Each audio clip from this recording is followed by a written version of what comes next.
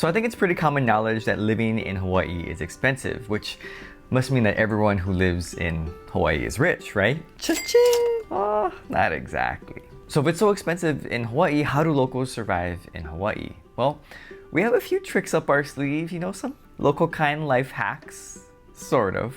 And I want to share some of the ways that I see locals being able to afford living in Hawaii. And some of these things save money. And no, shopping at Ross doesn't count. But a lot of it also comes down to certain lifestyle tactics that I'm not sure a lot of people talk about so openly. So it can get a little awkward here, but I'm not trying to make people feel bad if they do some of these things to save money. I mean, we have to do what we have to do to survive in Hawaii because it's so tough.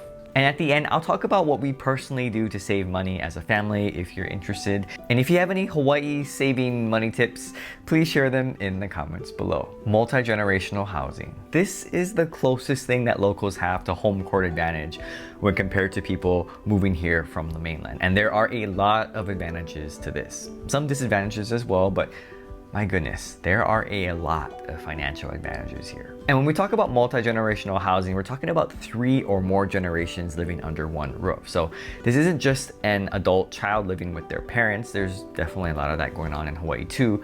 It's actually an adult child who has a family who is living with the parents. Hawaii has the highest percent of multi-generational households in the US. The US Census Bureau estimates that around 7.7% or 35,000 households in the state are multi-generational, nearly double the national average. And according to the American Community Survey, that's about 250,000 people, or 1 out of 5 in Hawaii. And if you think about the monthly and yearly savings of not having to pay rent or mortgage payments, I mean, it's incredible. With housing prices being so high in Hawaii, being able to recruit all of that money that would typically go toward housing is so freeing. I've mentioned this before, but Hawaii can be very affordable. Okay, maybe more manageable if you don't have to pay for housing, and multi-generational housing makes it possible. If we had an extra $2,000 a month, we'd be building up our savings or going crazy spending it. I hope the former rather than the latter, although I've been eyeing some new camera gear. Shh. Don't tell my wife. This concept of multi-generational housing has some cultural roots to it, with a lot of Asian and Native Hawaiian families being really close. But I think if you ask most families who live together in Hawaii, it's probably more out of necessity. And I'm sure if the adult child and the family could afford it, they would move out. Another key component related to multi-generational housing is the added benefit of savings for childcare. Because if grandma and grandpa are living in the same household, chances are that they will be watching the grandkids, and that savings is huge. Some people may not realize how expensive childcare is in Hawaii until they actually start looking, and trust me, it's pretty expensive. According to the Economic Policy Institute, the average annual cost of infant care in Hawaii is $13,731 or $1,144 per month. And childcare for a 4-year-old is $8,937 or $745 per month. And as we start looking for preschool options for my son, we're already planning on budgeting around $1,000 or more per month. And living with grandma and grandpa also includes the time savings of picking up and dropping off the kids at sports and extracurricular activities. Aren't grandparents the best?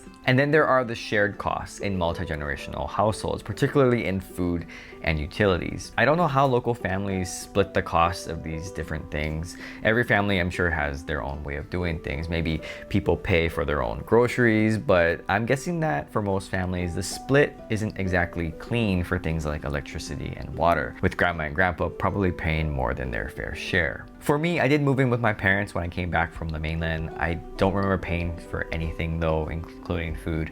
And I think it was because at the time I was trying to save to buy a place. But looking back, I should have been better with my money, because I think when I was living with my parents, I felt like I had so much disposable income, which I really didn't. But I felt like I did because I didn't have to pay for anything. So I could go and buy a new TV or camera gear and all these other things that I didn't really need because I had plenty of money left over. By the time I had my family, I had my own place. So I never lived in a multi-generational household. However, I can't imagine that it would put a tremendous amount of stress on everyone. I mean, think about it. You're forced to get along with each other, and I can see where it becomes a setting of just tolerance. Like, everyone living there just tolerates each other because the adult child and the family can't afford to move out, and the parents don't want to see them struggle. So lots of financial savings with multi-generational housing, but still a tough living situation in the long term. Government assistance. Maybe this is awkward to talk about, and this isn't really a savings thing in a traditional sense, but let's call it like it is. There are many people in Hawaii who rely on government assistance to survive, and this includes food, healthcare, and housing assistance. And it doesn't mean that Hawaii has a lot of poor people, although poor is a relative term. I think what it means is that there's a lot of people in Hawaii who can't make it work, including a lot of people who are right on the edge of not being able to make it work, but who receive no government assistance. Just looking at this past year, in September of 2021, there were about 190,000 SNAP recipients in Hawaii.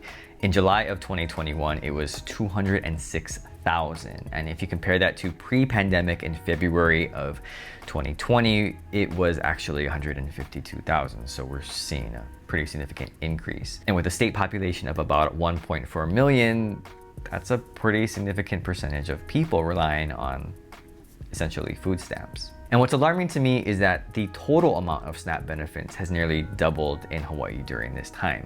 Because back in 2019, $37 million in SNAP benefits were paid out each month.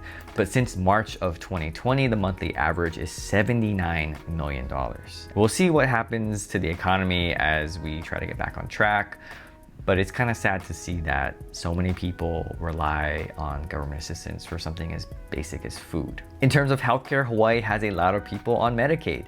In July of 2021, about 427,000 individuals were enrolled, which is a 31% increase from before the pandemic. And what that means is now 30% of the total population and 50% of children in Hawaii are on Medicaid. And then there's housing assistance. According to the Center on Budget and Policy Priorities, 56,000 people in 22,000 households in Hawaii use federal rental assistance. I mean, we're talking housing choice vouchers, public housing, Section 8, and supportive elderly and disabled people assistance. And while the numbers may seem small, these are just the households that are renting. I've never received government assistance in Hawaii, but I did when I was on the mainland. When I lived in Oregon, I quickly figured out that I needed some help because I was working 2 to 3 part-time jobs, and my mom was worried. She said you should just go and check and apply and see what you got. And so I went down to the government office, and I was embarrassed. I was embarrassed to be there, and I was like, I hope nobody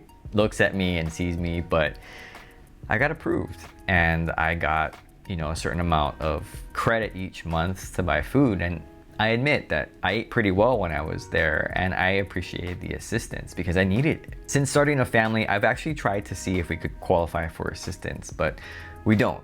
Fortunately and unfortunately. Fortunately, because it means that the funds can go to others who really need it. Unfortunately, because it'd be nice to have some extra money so that we could use it for produce at farmers markets to eat healthier and to support local farmers. And the times that I've called to see if we qualify, I'm always shocked when they tell me what the income limits are. Like, how could a family in Hawaii survive on that amount? I have no idea. Buy in bulk. Don't know if you know this, but Hawaii people love Costco. I'm more of a Sam's Club kind of guy, especially with their early morning curbside pickup, but most locals love Costco. We have the busiest Costco in the world. It's in Iwalei and Honolulu, and every time I go there, I dread it. The parking, the lines, the crowds.